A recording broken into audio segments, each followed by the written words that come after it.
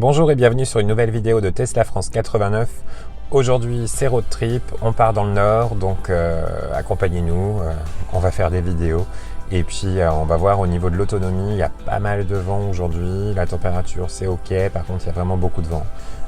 Donc vous voyez là je suis déjà arrêté sur un superchargeur et je vais vous montrer tout ça, à tout de suite après le générique.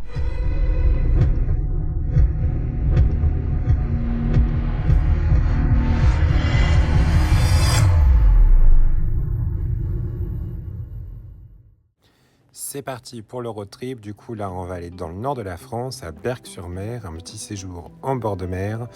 Ça fait toujours du bien pour la voiture, donc directement dans le GPS intégré qui va nous calculer les arrêts. Et voilà, vous avez vu, c'est assez rapide. On a un arrêt qui est prévu donc au superchargeur de Marne-la-Vallée. C'est ce que nous recommande le GPS de la voiture. On va voir comment ça se passe. Sachant que les Aero Wheels, je les ai enlevés il y a un sacré moment. Depuis, on les a pas remis. Et donc, on va voir si la voiture, elle donne une bonne prévision ou pas. Sachant qu'elle nous fait arriver avec peu de batterie sur place et que j'aime bien quand même avoir un peu plus de batterie, on risque de s'arrêter du coup sur un superchargeur précédent pour faire le plein entre guillemets avant notre arrivée, afin d'avoir quand même quelque chose de plus confortable que les 12 ou 13% 12% qu'elle m'annonce à l'arrivée. Donc voilà, un arrêt à 64% à Marne-la-Vallée. Et ensuite, normalement, on arrive à destination avec 12%. Mais comme je vous disais, ça, je suis pas sûr. On va certainement s'arrêter plus tôt. Donc, au niveau du parcours, on a pas mal de petites routes, mais surtout beaucoup d'autoroutes. Donc, presque 400 km au total. Je vous rappelle que nous, donc, on a une long range, donc, qui est donnée avec une autonomie de plus 500 km. Mais ça, c'est évidemment quand on va de 100% jusqu'à 0, chose qu'on ne fait jamais. Ça va me donner aussi pas mal d'opportunités de voir un peu tout ce qui est navigation sur autopilote, FSD, parce que c'est vrai qu'au niveau du véhicule, j'ai eu le changement hardware 3.0 et donc je voulais voir un peu si ça avait un impact sur des grands trajets. Donc là, on a pu profiter de la voiture à fond. Vous voyez, là, il nous reste 85% de batterie, on vient juste de partir. On est avec une arrivée prévue à 12% et on vient d'arriver sur l'autoroute. Donc on va mettre l'autopilote et puis on va se laisser porter par la voiture.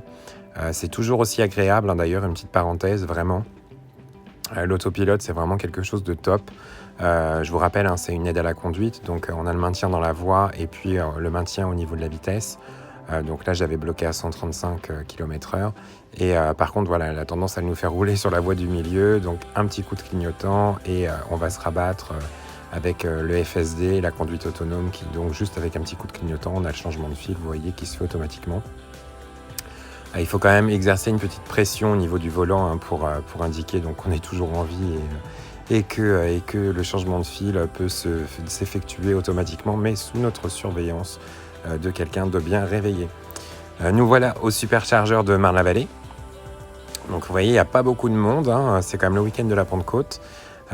C'est toujours aussi simple, on arrive, paf, on branche la prise et c'est parti pour la charge. Ça met vraiment quelques secondes à se lancer. Après, en fonction du niveau de la batterie auquel vous êtes, vous n'allez pas avoir la même puissance, on va dire, délivrée par le chargeur. Ça, c'est pour préserver la durée de vie de votre batterie. Nous, on va s'arrêter à peu près une vingtaine de minutes et pour repartir tranquillement directement jusqu'à Berck. Normalement, vous voyez, la voiture annonce une arrivée avec 10%, enfin un petit peu plus de 10%. Ce qui me plaît pas trop parce que c'est vrai que sur place, je sais pas trop comment ça va se passer pour la recharge. On a dépensé 43 kWh depuis notre début, depuis le départ, pour 204 km. Ça, c'est vraiment le petit tableau de base sur lequel vous pouvez gérer la consommation de votre véhicule et voir un peu comment ça se passe. Au niveau de la météo, vous voyez, il fait assez beau. Par contre, il y a quand même pas mal de vent. Alors, je sais pas si c'est vent de face, vent de dos, mais c'est vrai que ça impacte aussi la consommation pas mal, les conditions climatiques. Et on n'a pas eu beaucoup de pluie, parce que la pluie aussi, elle peut augmenter la consommation du véhicule rapidement. Alors, c'est pas les essuie-glaces qui vont faire consommer plus de batterie, mais c'est la route mouillée, c'est un peu différent pour le véhicule. D'ailleurs, on a quand même eu un petit peu de pluie et j'ai eu de temps en temps de pertes de navigation en autopilote parce que les caméras étaient un peu gênées par les conditions météo. Voilà, donc là on a la batterie qui commence son préchauffage, sa préparation, parce qu'elle sait qu'on va s'arrêter à un superchargeur. On a décidé finalement de s'arrêter vers Amiens. En plus, ça nous fait un arrêt à 19h et le superchargeur d'Amiens, donc je ne sais pas si vous savez, mais il y a un McDonald's juste à côté, donc ça va nous permettre de grignoter vite fait pour être tranquille après au niveau de la route et arriver avec une batterie assez chargée. J'aime bien arriver avec 40% histoire d'être tranquille sur place, mais sachant que de toute façon, il y a quand même des bornes de recharge un peu partout, mais la dernière fois on avait un peu galéré. On était allé chez Lidl, d'ailleurs il y avait une borne sur le Lidl, c'était sympa. D'ailleurs j'avais fait une vidéo là-dessus qui avait vachement plu, parce que visiblement il y a beaucoup de magasins Lidl où il y a des bornes de recharge. Là c'était une type 2, mais il y a certains magasins où visiblement il y a carrément même du combo CCS, pardon, donc du coup une recharge vraiment, vraiment rapide. Voilà, nous voilà arrêtés du coup au superchargeur d'Amiens. Encore une fois, on a une modèle 3 blanche à côté de nous. Alors, j'ai pas fait gaffe si c'était la même que celle de Marne-la-Vallée, mais je pense pas. Le blanc, c'est assez répandu. Voilà, donc on a chargé pareil 20-30 minutes, le temps de grignoter vite fait. Et nous voilà repartis. Une consommation de 73 kWh depuis le début de notre départ, qui est donc 334 km. Vous voyez, c'est quand même pas énorme, sachant que 73 kWh, c'est la capacité globale de la batterie. Donc finalement, avec ma charge complète, entre guillemets, j'aurais pu faire 334 km. Alors c'est vrai que j'ai beaucoup d'autoroutes. Sur l'autoroute, on a tendance à consommer vraiment beaucoup. Par contre, j'ai une conduite assez souple, je pense. Franchement, je suis à 130, 135.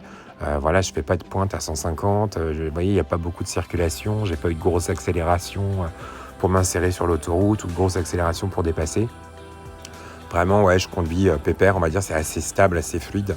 Et voilà, donc on est à plus de 200 Wh par kilomètre de consommation, ce qui est quand même assez élevé. Voilà, je n'explique pas trop. Au niveau chauffage aussi, par exemple, je suis assez on va dire, pas économe, mais je veux dire, je pense que c'est assez classique. On met 20-21 degrés dans la voiture.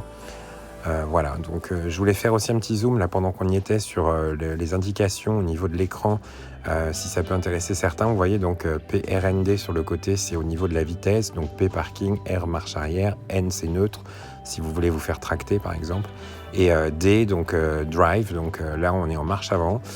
135 km/h, c'est la vitesse. Ensuite le 135 max avec le bleu, ça c'est le régulateur de vitesse, donc qui est enclenché parce qu'on est en autopilote. Et donc la voiture pourra, l'objectif là qu'elle a, c'est 135 km/h, et qui est d'ailleurs notre maximum, parce que j'ai réglé à ce que la vitesse de l'autopilote se mette à 5 km/h au-dessus de la vitesse limite qui est à 130 sur l'autoroute. D'ailleurs elle affiche un 110 par temps de pluie, comme s'il pleuvait, alors que là pour le moment il ne pleut pas. Et vous voyez donc ce volant blanc cerclé de bleu au centre, qui indique qu'on est donc en conduite pilote automatique. Et donc, c'est grisé quand c'est disponible et pas enclenché, et c'est bleu comme ça quand c'est enclenché. Et juste au-dessus, vous voyez la batterie, il nous reste 62% de batterie. Alors ça, vous pouvez paramétrer suivant le profil et suivant vos préférences. Un affichage comme ça en pourcentage, ou alors la distance restante estimée d'autonomie. Et vous avez un petit trait gris pâle tout en haut, avec une petite barre grise.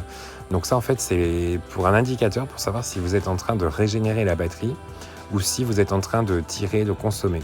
Donc là, il est gris un peu plus foncé au milieu, parce qu'en fait, on consomme un petit peu. Donc là, je serai en descente, par exemple, sans accélérer. Des fois, par exemple, on a des grandes descentes où là, la batterie, en fait, elle va se recharger. Ou si vous faites une décélération, par exemple, la batterie va se recharger. Donc ce trait va se tirailler, on va dire, sur le côté gauche et devenir vert. Donc là, il est gris sur la droite parce qu'on consomme légèrement, en fait. Voilà, on est quand même à 135 km/h, c'est pour ça. Donc on va arriver à destination avec à peu près 40% de batterie. Tout s'est très bien passé. Encore une fois, vraiment, le réseau de superchargeurs fait la différence, et c'est pas un souci. Vous pouvez conduire votre Tesla partout pour aller partout. Bon, j'espère que vous avez apprécié cette vidéo. N'hésitez pas à vous abonner, à lâcher un petit pouce bleu si ça vous plaît. Et puis à très bientôt pour d'autres contenus. Salut, ciao.